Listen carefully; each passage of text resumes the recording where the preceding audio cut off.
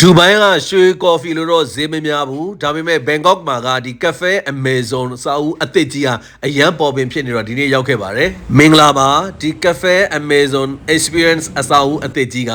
BDS နဲ့သွားမယ်ဆိုလို့ရှိရင် Arima ဆင်းပြီးတော့ Exit 2ကနေထွက်လိုက်တာနဲ့ Direct တန်းရောက်မှာဖြစ်ပါတယ်အစာအုပ်အတွင်းဘက်ကိုဝင်လိုက်ပြီဆိုလို့ရှိရင်မြင်းကြီးအပါဝင်အပေါ်မှာသွား3လွှာရှိတယ်နော်ပြီးတော့ဒီနေ့က Sunday ဖြစ်တဲ့အခါကျတော့ဧည့်သည်တွေများတယ်ကော်ဖီတစ်ခွက်ကိုတောက်ရဖို့အတွက်ကိုတော်တော်လေးကိုတန်းစီလိုက်ရပါတယ်အခြားနေ့တွေဆိုလို့ရှိရင်တော့ဒီလောက်တန်းစီရမယ်လို့တော့မထင်ဘူးပေါ့နော်တကယ်အေးဆေးသွားပြီးတော့မှတန်းစီရတာမကြိုက်ဘူးဆိုလို့ရှိရင်တော့ဂျားရက်သွားတာပို့ပြီးတော့ကောင်းပါတယ်ကော်ဖီနဲ့ပတ်သက်တဲ့အရာသာအမျိုးမျိုးကိုသုံးဆောင်ခြင်းနဲ့ဆိုလို့ရှိရင်တော့မြင်းကြီးတက်မှာအော်ရာမှာရမယ်ပြီးလို့ရှိရင်ဦးတို့ကြိုက်နှစ်သက်တဲ့အလှော်ကိုတည်သွားပြီးတော့တောက်လို့ရပါတယ်မြင်းကြီးတက်မှာပဲ cake အရာသာအမျိုးမျိုးပြီးလို့ရှိရင် souvenir ဒီ Amazon တစိမ့်လေးတွေနဲ့ပေါ့နော်အမှတ်တရလက်ဆောင်တွေဝယ်ခြင်းနဲ့ဆိုလို့ရှိရင်လည်းမြင်းကြီးတက်မှာပဲဝယ်ရမှာဖြစ်ပါတယ်ပထမဓာတ်မှာကတော့ chocolate နဲ့ပတ်သက်တဲ့အရာသာတွေ cocoa တို့ matcha တို့ ice cream တို့ဒီ cold drinks တွေကတော့ပထမဓာတ်မှာပဲမှာယူရမှာဖြစ်ပါတယ်ဒီ Cafe Amazon အစာအုပ်အသစ်ကြီးက coffee ကြိုက်နေတဲ့သူတွေ coffee crazy တွေအတွက်ပဲအဆင်ပြေစေမှာဖြစ်ပါတယ်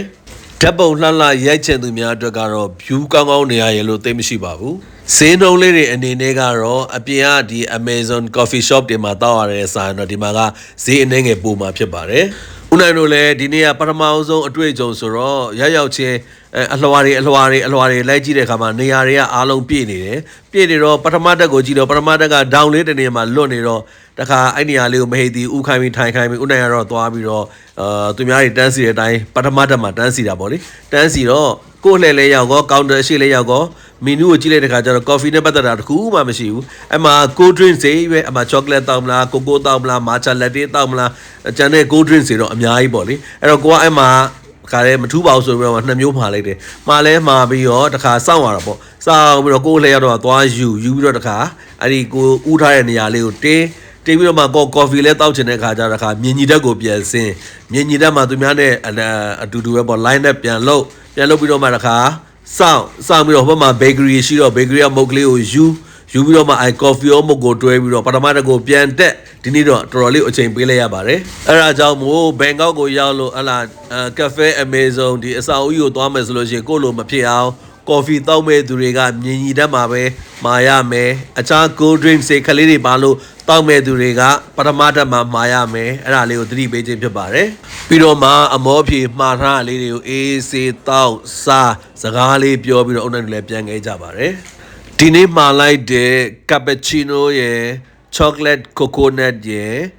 matcha latte ရယ် mocha croissant ရယ်အဲ့ဒါတွေအားလုံးစုစုပေါင်းမြန်မာငွေ6000ကျပ်ကြပါတယ်ဦးနိုင်တို့ကဒီလာမယ်ဆိုတော့ဘိုက်ပြအောင်တော့အရင်စားခဲ့ရတာပေါ့နော်အဲ့တော့ဦးနိုင်တို့ဟိုတယ်နာကဒီ camping ground မှာပဲမဟေတရားကြတော့ကြက်စီသမင်းကိုသူကကြက်ကြော်အတုပ်ချင်းကန်ဆက်အတုပ်ဦးနိုင်ကတော့ထုံးစံတိုင်းထိုင်းမွေးကကန်ကီယို1အဲ့ဒါကိုစမိတ်ရွက်များနဲ့အားရပါရဘိုက်ပြအောင်စားခဲ့လိုက်တယ်ပြီးတော့မှသာဒီ Cafe Amazon လာပြီးတော့မှ coffee လေးနဲ့ညှိနှာဖြစ်ပါတယ်ခင်ဗျာ